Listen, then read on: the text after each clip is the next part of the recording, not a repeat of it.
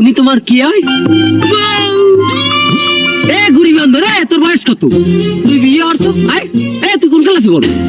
আমি ক্লাস 9 পড়ি। আচ্ছা, তুই বয়স কত? কোন ক্লাসে পড়ে? আরে বিয়ে করছো?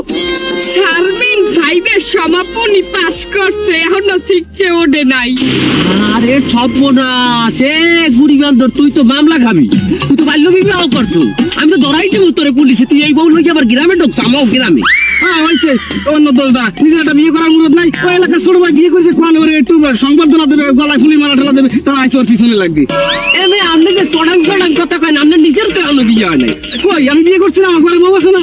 ওটা তো আপনি গর্জা মাই থাকেন মে, ও বিয়ে বিয়ে না। আবার ওই ইয়ে দেখেন, আবার বিয়ে ও করা লাগবে। আপনি আপনি যেটা করছেন ওটাকে বিয়ে বলে না, ওটারে বলে গোলামি। পেটে বাতে আপনি চাকরি করেন ওই বাড়ি। কারোর সাথে আসলে কথা কর মতো না। শারমিন, তুমি মনে কিছু হতো না, ওনার মাথা একটু গরম।